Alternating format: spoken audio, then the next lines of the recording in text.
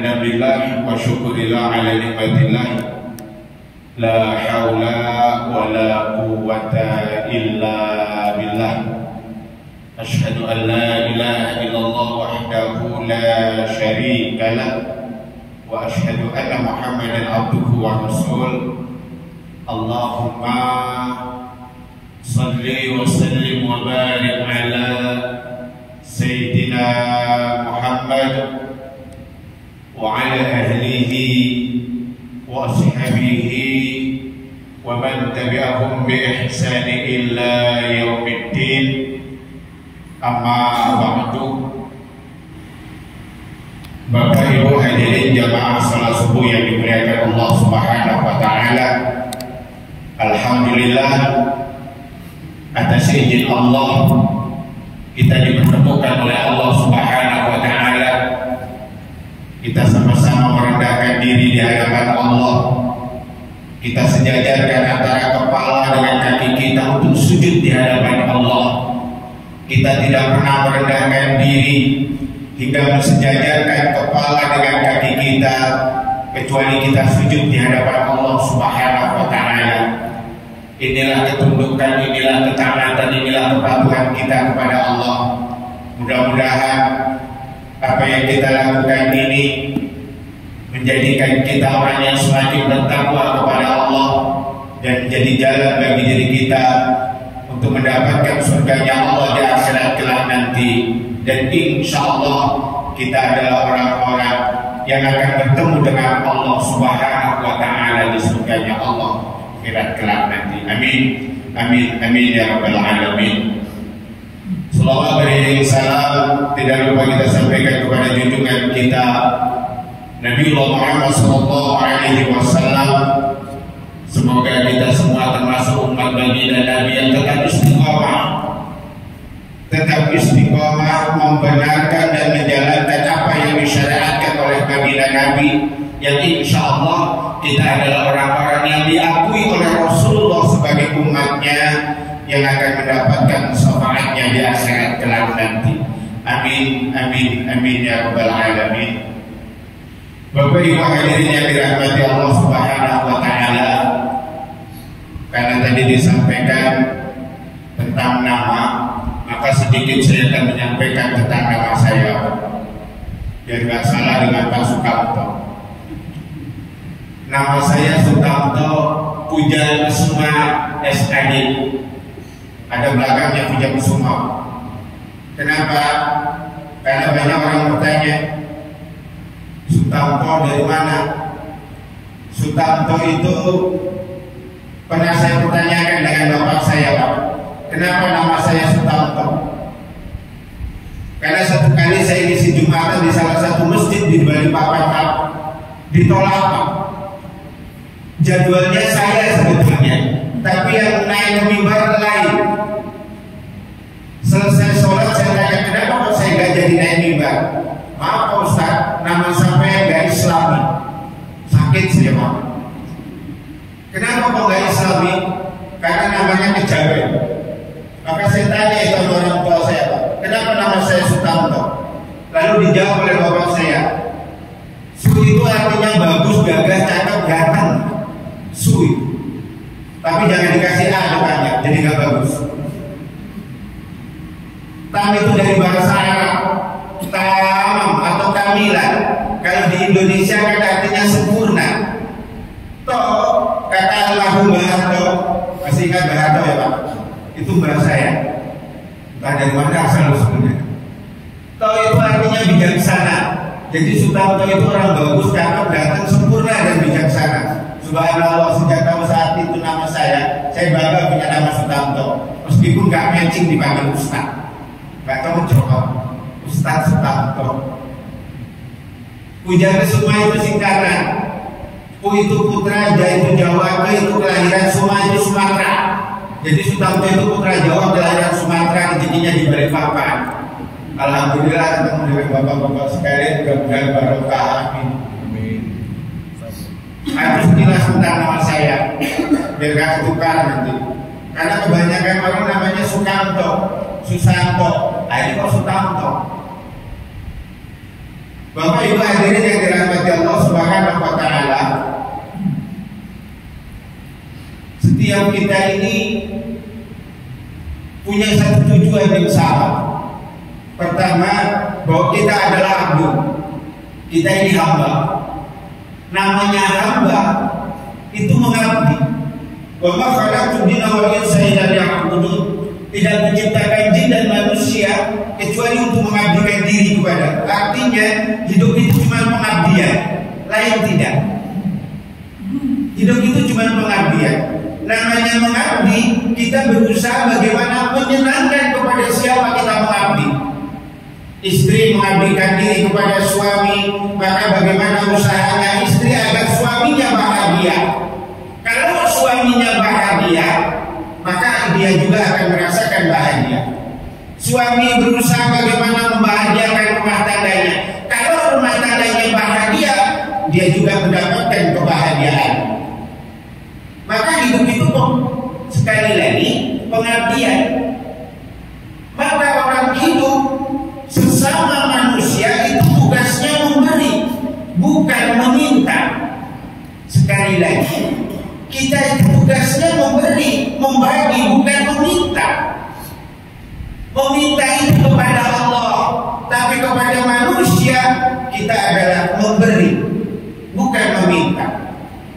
Iyyaka na'budu wa iyyaka nasta'in. Iyyaka kepadamu ya Allah na'budu, kami menyembah. Wa iyyaka nasta'in, dan hanya kepadamu ya Allah nasta'in, kami bermohon, kami berharap, kami meminta. Kalau kepada Allah kita meminta, kepada manusia kita memberi, kepada makhluk kita memberi. Inilah pengabdian. Maka memberi itu bagi Nabi pernah menyampaikan, kalau tangan kanan memberi, tangan kiri jangan melihat. Jangan ketawa tangan kiri. Kenapa? Sebegini Pak, ini tangan kanan, ini tangan kiri. Kalau tangan kanan memberi, tangan kiri jangan lihat, jangan tahu. Kenapa? Kalau kita pertemukan tangan kanan dengan kanan, apa jari, ibu jari, injek dan seterusnya, jadinya seperti ini. Kenapa Rasulullah kemudian melarang tangan kanan memberi, tangan kiri nggak boleh tahu? Biasanya kalau tangan kanan memberi, tangan kiri yang tahu, dampaknya seperti ini. Tangan kanan memberi, tangan kiri akan meminta kembali, berharap kembali, berharap kembali. Orang memberi tidak berharap untuk kembali. Ini orang memberi. Maka kalau orang memberi, kalau kemudian berharap kembali, percayalah menderita kita. Menderita. Ini kan tahun politik. Tahun politik. Sudah mulai banyak orang yang berjanji memberikan sesuatu tapi berharap sesuatu. Kalau kemudian memberikan sesuatu berharap sesuatu, kok nggak terjadi, kecewa, sakit hati, menderita, stres. Maka rumah sakit jiwa di Samarinda sudah buka amat itu, sudah disiapkan. Kenapa? Kekhawatirannya ada yang model begini. Apa itu? Memberi tapi berharap kembali. Subhanallah, beberapa jamaah pengajian di ibu-ibu saya ditawarin itu, dibeliin baju seragam, nggak kepilih, diminta kembali. Masjid digelarin karpet, begitu nggak kepilih digulung lagi. Yang lebih parah, jalanan itu dipaping. Begitu dipaping sudah bagus, nggak kepilih, dicongkelin lagi. Kenapa? Karena memberi berharap untuk kembali. Maka dengan manusia tidak perlu berharap, nggak boleh berharap kepada manusia. Kita berharap kepada Allah. Kalau kita berharap kepada manusia, bergantung kepada manusia, akan banyak kekecewaan yang terjadi pada diri kita. Tapi bergantung dan berharap kepada Allah, nggak usah khawatir. Ma khalaqta ala nabatilan. Tidak ada yang sia-sia yang Allah berikan kepada kita. Apapun yang diberikan oleh Allah, itulah yang terbaik buat diri kita. Ini terkadang kita mengeluh. Makanya nggak enak hidup itu karena mengeluh. Gitu Pak. Hujan turun, kita ngomong ya Allah hujan. Begitu panas datang, kita ngomong ya Allah panasnya. Perasaan Allah nggak benar-benar buat kita. Perasaan Allah nggak benar-benar buat kita. Kenapa? Kita selalu sujud dengan Allah. Sujud. Wala ta'asu min rahmatillah. Jangan kamu berputus asa dengan rahmat Allah. Rahmat Allah luas. Rahmat Allah luas. Hanya terkadang kita yang tidak pandai menikmati apa yang diberikan oleh Allah, yang dianugerahkan oleh Allah. Kita bentar-bentar mengeluh. Bentar-bentar mengeluh. Yang lebih parahnya lagi, kita ini adalah orang yang menyatakan dirinya yang percaya kepada takdir Allah. Karena kalau kita tidak percaya kepada takdir Allah, kita bukan orang yang beriman. Tapi nyatanya kita adalah orang yang mengingkari pernyataan kita. Takdir itu segala sesuatu yang sudah terjadi pada diri kita. Lalu kemudian kita ngomong setelah terjadi, jalan kepleset Pak. Begitu kepleset jatuh, lalu ngomongnya coba tadi lewat sana kan nggak kepleset. Padahal sudah kejadian. Namanya sudah kejadian, yang sudah terjadi sudah ada dari Allah. Ini kebiasaan orang Balikpapan Pak. Dulu Pak, pertama kali saya datang sampai ke sini, itu disuguhi kopi, dikasih kopi. Begitu dikasih kopi, apa ngomongnya? Diminum Pak, insya Allah sebentar diminum. Lalu orang ngomong, kalau dikasih kopi dan diminum, kepohonan. Iya Pak, kepohonan. Kasihan yang punya sakit mah Pak. Orang yang punya sakit mah, kalau minum kopi, tambah panas rumahnya. Kalau disuguhi kopi, bingung. Diminum mahnya kamu, gak diminum kepohonan. Akhirnya apa yang terjadi? Saking takutnya, dijamah saja, diinjek. Selesai. Sudah bebas. Kenapa? Ini yang kejadian. Saya di Balikpapan di Sumatera nggak ngerti apa kepohonan. Waktu saya kuliah di Jogja nggak pernah ketemu juga kalimat kepohonan. Begitu sampai Balikpapan, subhanallah, dikasih ketan nggak dimakan kepohonan. Ada orang Pak dari sini, dari BDS, dari BDS 1 mau ke Ramayana naik motor, ditawarin orang tuanya, makan singkong dulu, ada singkong dimakan. Apa katanya? Nanti aja. Subhanallah, keluar dari rumah 500 meter, nyungsep. Begitu nyungsep apa ngomongnya? Itu sih gak makan singkong, makanya kepohonan. Ini yang sering terjadi pada diri kita. Yang sering terjadi pada kita begitu. Kita tidak yakin bahwa apa yang terjadi atas kehendak Allah. Apa kata Allah? Idza arada syai'an ayaqula lahu kun fayakun. Jika seandainya Allah berkehendak terhadap sesuatu, cukup bagi Allah mengatakan kun fayakun. Jadi maka jadilah. Bukan karena nggak makan singkong, tapi kita kemudian yang terjadi takut betul itu.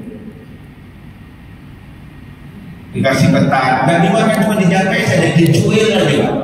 Itu waktu pesta itu Pak. Kan banyak begitu. Ada ketan, cuma dicuilin saja. Kenapa? Takut. Akhirnya takut kepada benda, bukan takut kepada Allah. Ini yang sering kejadian. Maka bergantung berharap hanya kepada Allah Subhanahu wa Ta'ala. Insya Allah nyaman hidup. insya Allah nyaman. Ada terkadang kita, terkadang karena tidak bergantung kepada Allah, yang terjadi apa? Kita ketakutan kepada qada Allah. Nanti sudah kita pikirkan, aduh nanti gimana ya? Nanti kalau pensiun gimana ya? Akhirnya apa? Kita ketakutan karena terlalu pikirkan nanti bagaimana. Padahal nanti itu urusan Allah Subhanahu wa Ta'ala. Kita cuma disuruh mengusahakan. Bagaimana nanti kita usahakan saja sekarang. Nanti bagaimana itu urusannya Allah. Tapi kita ketakutan duluan bagaimana nanti. Akhirnya terjadi cemas, takut, khawatir dan lain sebagainya. Maka apa kata Allah? Wa la nabluwannakum bi syai'in minal khauf. Akan aku uji manusia itu pertama dengan apa? Khauf, ketakutan. Kenapa kita takut? Ya tadi. Kita sudah jauh melangkah ke depan. Padahal nanti sekali lagi urusan Allah. Kita cuma disuruh mengusahakan. Hasilnya apa? Allah yang tentukan. Setelah itu kita tinggal menerima. Itulah tawakal. Itulah berserah diri. Apapun hasil yang diberikan oleh Allah, itulah yang terbaik yang Allah berikan. Kenapa? Karena Allah lebih tahu apa yang kita butuhkan, bukan apa yang kita inginkan. Allah lebih tahu apa yang kita butuhkan, bukan apa yang kita inginkan. Keinginan kita terlalu banyak, tapi terkadang keinginan kita ini menjerumuskan. Terkadang keinginan kita menjerumuskan. Kenapa? Karena keinginan akan dibalut oleh syahwat, hawa nafsu. Maka Allah lebih tahu apa yang kita butuhkan, apa yang kita butuhkan. Maka Allah akan penuhi kebutuhan kita. Kita sudah dijamin hidupnya oleh Allah Subhanahu wa Ta'ala. Gak usah khawatir. Kalau memang kita masih ada umur, maka kita pasti makan. Karena memang itu rezeki kita. Entah dari mana itu nanti datanya, min haitsu la yahtasib. Datangnya tidak terduga. Tapi jatah kita pasti akan ada. Pasti. Karena Allah yang menjamin. Tapi kita ketakutan. Kita sudah dijamin oleh Allah. Tinggal bagaimana kita mengusahakannya. Ini ada minum. Ini minum artinya apa? Ini rezeki yang diberikan oleh Allah melalui masjid. Diserahkan kepada saya. Ini rezeki Allah. Perantaranya masjid. Masjid tak ada penerimaan. Yang pasti ini sampai di tangan saya, artinya ini adalah rezeki saya. Kalau ini rezeki saya, tergantung kepada saya. Mau bagaimana tentang rezeki itu? Ini yang sering terjadi kepada kita. Bapak, bismillahirrahmanirrahim.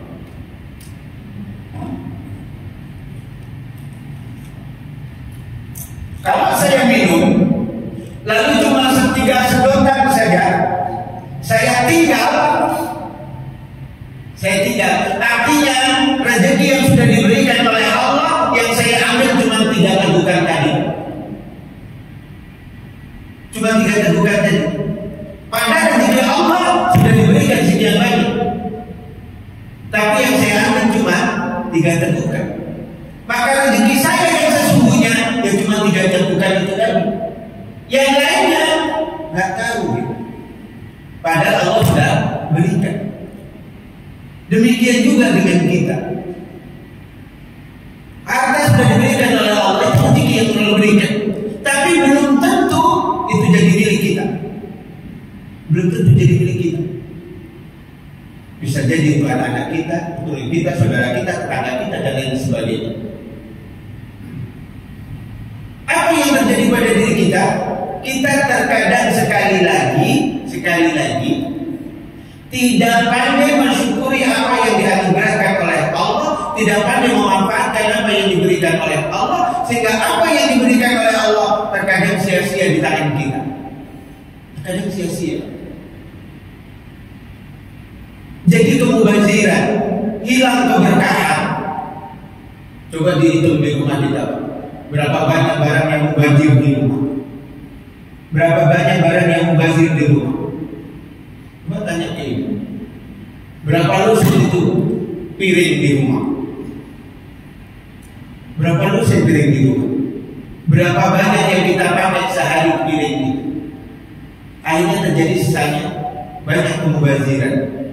Khawatir kita kemubaziran inilah yang mendatangkan ketidakberkahan dari Allah Subhanahu wa Ta'ala. Ketidakberkahan itu. Maka kalau memang sudah tidak bermanfaat buat diri kita, ayo bagikan kepada yang lain. Berbagi. Maka ada seorang janda kaya, luar biasa kayanya. Dan setiap kali dari usahanya, rata-rata di atas 50% keuntungannya dia bagikan. Satu kali ditanya, Bu Haji, gak sayang kan hartanya dibagi-bagikan kayak begitu? Apa kata beliau? Justru karena saya sayang dengan harta saya, maka saya bagi-bagikan. Itu bukan saya bagikan, itu saya titipkan. Nanti di akhirat akan saya minta kembali. Saya titipkan kepada panti asuhan, saya titipkan kepada masjid, saya titipkan musola dan lain sebagainya. Kenapa? Nanti di akhirat saya akan minta kembali. Kenapa? Karena memang yang ada itu, apa yang sudah kita belanjakan itu harga milik kita. Yang sudah kita sedekahkan, yang sudah makan kita habiskan. Kalau yang masih tertinggal di rumah, belum tentu itu jadi milik kita. Yang sudah kita belanjakan. Maka nanti di akhirat nanti, inilah yang akan menolong kita.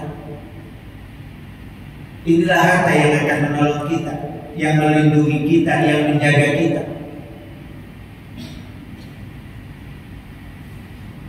Maka sekali lagi, memberi adalah bagian dari tanggung jawab kita kepada sesama.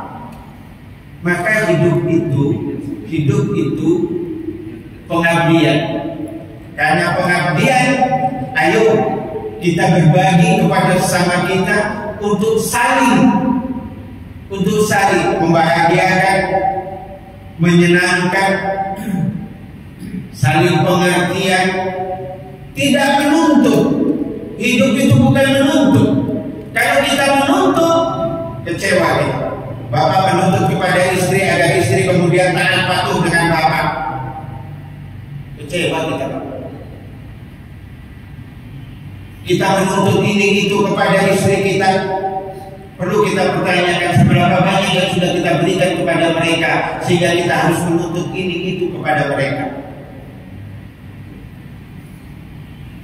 Maka ayo berbagi, memberi. Ketika kita memberi, ada kebahagiaan di dalam. Memberi dengan tulus ikhlas, ada kebahagiaan di dalam. Maka sekali lagi, ayo memberi, bukan meminta, bukan berharap kepada manusia. Meminta dan berharap hanya kepada Allah Subhanahu wa Ta'ala. Maka orang yang menggantungkan hidupnya kepada Allah, ia akan tenang. Orang yang selalu mengingat Allah, hidupnya akan tenang. Ala bizikrillahi tasma'inul qulub. Orang yang selalu mengingat Allah, hatinya akan jadi tenang. Bagaimana itu? Sallu li dzikri, salatlah kamu untuk mengingatku. Kebanyakan. Maka kata Rasul, perbaiki salatmu, maka Allah akan memperbaiki hidupmu. Kalau kita berusaha memperbaiki salat kita, percayalah Allah akan memperbaiki hidup kita. Kok hidup kita rasa gak nyaman, gak bahagia, hidup selalu kemerungsung, kata orang Jawa. Ayo lihat salat kita, benahi salat kita.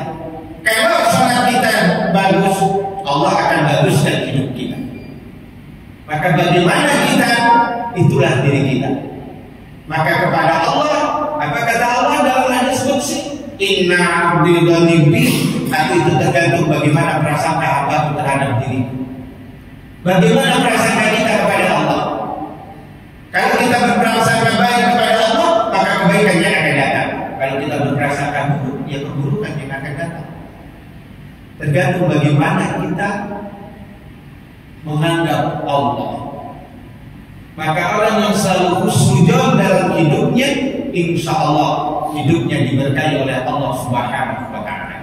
Mungkin itu yang bisa kami sampaikan Bapak Ibu hadirin yang dirahmati Allah Subhanahu wa Ta'ala. Karena waktunya sudah jam 6. Mungkin ada yang dialog, tanyakan. Tapi ada syaratnya Pak kalau mau nanya. Kalau nanya jangan yang susah-susah. Terima kasih dari kami demikian. Mohon maaf bila taufiq wal hidayah. Wassalamualaikum warahmatullahi wabarakatuh.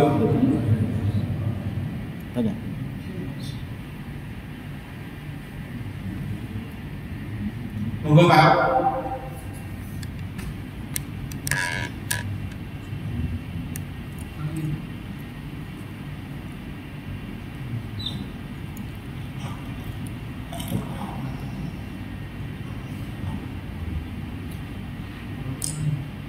Assalamualaikum warahmatullahi wabarakatuh. Waalaikumsalam. Saya menyampaikan yang saya tahu adalah kita itu kalau melakukan kesalahan dalam kehidupan kita tidak disunahkan untuk sholat taubat. Sholat taubat ini bisa dilaksanakan sekali seumur hidup ataupun kita melaksanakannya apabila melakukan kesalahan. Tapi saya dengar ada juga yang sebelum kita sholat kita disunahkan juga mandi sholat taubat. Bagaimana sunnahnya? Apakah itu memang ada atau bagaimana? Baik, terima kasih. Wassalamualaikum warahmatullahi wabarakatuh. Waalaikumsalam warahmatullahi wabarakatuh. Taubat. Setiap kita pasti orang punya salah, pasti punya salah. Gak ada orang yang tidak punya salah. Lalu bagaimana ketika kita bersalah? Allah Ghafurur Rahim, Maha Pengampun, Maha Penyayang. Maka hambanya yang mau meminta maaf, memohon ampun kepada Allah, Allah suka itu. Allah suka kepada orang yang merengek minta ampun kepada Allah. Bahkan kata Allah, aku malu kepada hambaku yang merengek kepada aku, lalu aku kabulkan. Aku malu kata Allah. Lalu ada beberapa cara kemudian untuk bertaubat. Salah satunya adalah dengan sholat taubat. Sholat taubat, banyak pendapat yang kemudian menyampaikan bagaimana sholat taubat. Sholat taubat dilakukan ketika ia merasa betul-betul bersalah lalu kemudian ingin mohon ampun kepada Allah, bertaubat. Artinya orang bertaubat itu tidak mengulang kembali apa yang pernah ia lakukan. Tidak mengulang kembali apa yang pernah ia lakukan, perbuatan salah yang ia lakukan. Maka kemudian definisinya tadi, sholat taubat cuma sekali. Kenapa? Dia tidak akan mengulang lagi perbuatan itu. Tapi namanya manusia selalu hilaf dan selalu salah. Dia diulang lagi, tobat lagi, tobat umat gitu. Lalu untuk menyempurnakan hal itu memang disunahkan untuk mandi taubat. Dalam arti mandi taubat, sebelum kita menghadap kepada Allah, mensucikan diri. Jasmaniah kita bersihkan, ruhaniah kita juga kita yakinkan. Untuk pembenaran inilah kemudian kita membersihkan diri. Tidak hanya ruhaniah kita, tapi jasmaniah kita sebagai satu simbol bahwa kita adalah orang yang benar-benar datang kepada Allah untuk meminta, berharap agar Allah mengampuni diri kita. Maka bagaimana mandinya? Sama saja dengan mandi wajib. Sama saja dengan mandi wajib. Sama dengan mandi sholat Jumat. Disunahkan kita sholat Jumat untuk mandi terlebih dahulu. Sama dengan hari itu. Sama dengan hari itu. Maka orang yang bertaubat, sekali lagi, orang yang bertaubat adalah orang yang benar-benar memohon kepada Allah dan tidak akan mengulang kembali apa yang pernah ia lakukan. Itulah taubat. Itulah taubat. Tapi sekali lagi, Allah Ghafur Rahim, Maha Pengampun. Karena kita ini adalah banyak kehilapan, kesalahan, maka terkadang terulang ini lagi, bertobat lagi, dan seterusnya. Allah akan menerima taubat manusia. Allah akan mengampuni dosa manusia, kecuali satu hal, kemusyrikan kepada Allah Subhanahu wa Ta'ala. Mungkin begitu, Pak. Ada yang menambahkan? Maksudnya gini, Pak, mandi sholat tobat itu adakah tuntunan Rasulullah SAW sebelum itu? Apakah ada tuntunan dari Rasul tentang mandi taubat? Saya tidak menemukan hadis yang real, yang sahih tentang hal itu.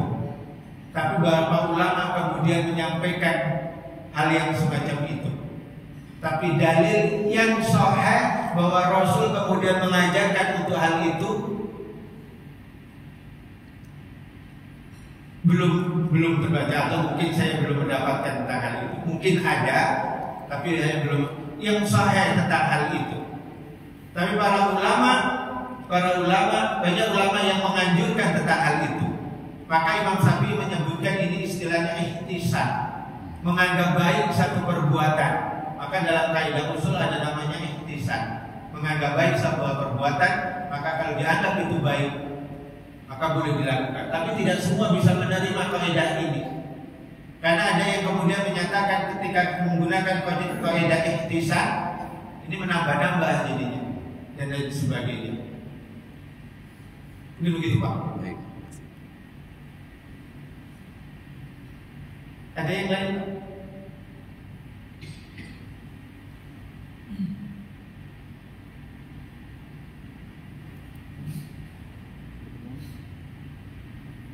Cukup, Tad. Cukup.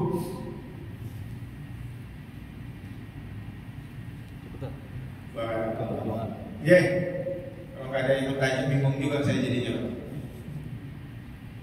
Terima kasih Bapak Ibu hadirin yang dirahmati Allah Subhanahu wa Ta'ala. Jadi demikian yang bisa kami sampaikan. Mohon maaf yang sebesar-besarnya bila dalam penyampaian kami kurang berkenan di hati Bapak Ibu sekalian.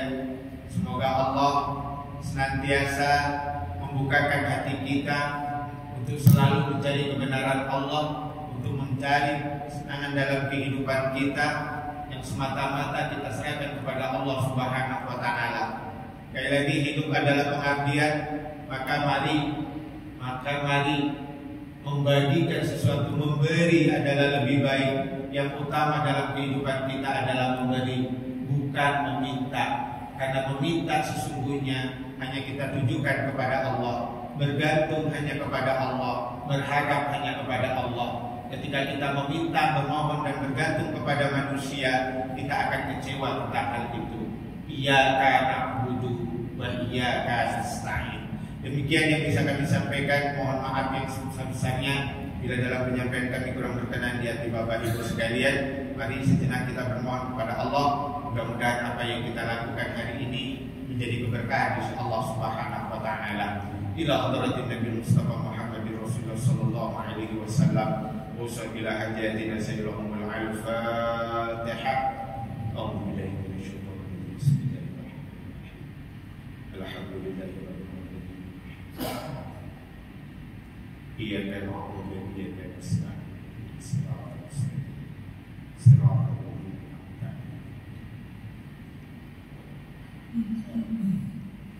أعوذ بالله من الشيطان الرجيم بسم الله الرحمن الرحيم والصلاة والسلام على أشرف الأنبياء والمرسلين وعلى آله وصحبه أجمعين اللهم اغفر لنا ذنوبنا ولوالدينا وارحمهما كما ربونا صغارا ولجميع المسلمين والمسلمات والمؤمنين والمؤمنات الأحياء الأحياء منهم والأموات اللهم أرنا الحق حقا وارزقنا اتباعه وأرنا الباطل باطلا وارزقنا اجتنابه ربنا لا تزغ قلوبنا بعد إذ هديتنا وهب لنا من لدنك رحمة إنك أنت الوهاب اللهم إنا نسألك سلامة في ديننا وعافية في جسدنا وزيادة في العلم وبركة في رزقنا وتوبة قبل الموت ورحمة عند الموت ومغفرة بعد الموت اللهم عون علينا في شكرة الموت ونجاة من النار والعفو عند الحساب ربنا ظلمنا أنفسنا وإن لم تغفر لنا وترحمنا لنكونن من الخاسرين اللهم ارحمنا بالقرآن الكريم ارحمنا يا أرحم الراحمين ارحمنا يا أرحم الراحمين ارحمنا يا أرحم الراحمين يا أيها النفس المطمئنة ارضي إلى ربك راضية مرضية فادخلي في عباده وادخلي الجنة اللهم ya Allah Zat yang maha agung lagi maha bijaksana ampunkan dosa kami ya Allah dosa kedua orang tua kami sayangi mereka ya Allah sebagaimana mereka menyayangi kami sewaktu kami kecil Allahumma ya Allah limpahkan rahmat barakah dan kemuliaan kepada mereka jadikan mereka ya Allah orang yang bahagia di muka bumi bukan telah melahirkan kami dan jangan pernah terlintas di benak mereka ya Allah mereka menyesal telah melahirkan kami di muka bumi maka kami mohon ya Allah bila mana mereka telah mendahului kami di alam barzakh maka jadikan doa kami ya Allah sebagai penangkal dari siksa alam barzakh jadikan doa kami ya Allah menjadi jalan bagi mereka untuk mendapatkan kemuliaan jangan karena kemaksiatan kami ya Allah jangan karena dosa kami ya Allah jangan karena kehinaan kami ya Allah menyebabkan mereka menjadi hina di alam barzakh tapi kami mohon ya Allah dengan kesolehan dan kebaikan yang kami lakukan selama ini menyebabkan mereka mendapat tempat yang mulia di sisi maka tempatkan mereka ya Allah di sisi-Mu yang paling mulia Allahumma ya Allah kami tidak tahu bagaimana akhir dari kehidupan kami ini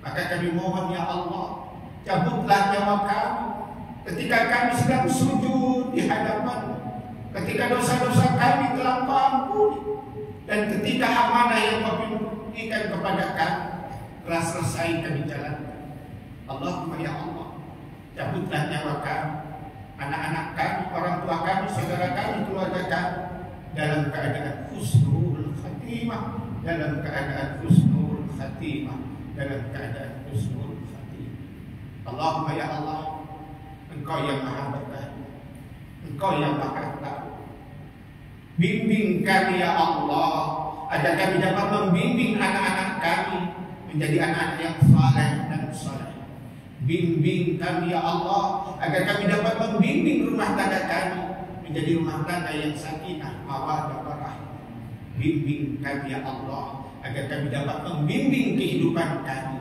menjadi kehidupan yang penuh dengan barakah Rabbana atina fid dunya hasanah wa fil akhirati hasanah wa qina adzabannar subhana rabbika rabbil izzati amma yasifun wa salamun ala mursalin walhamdulillahi rabbil alamin taqabbalallahu minkum.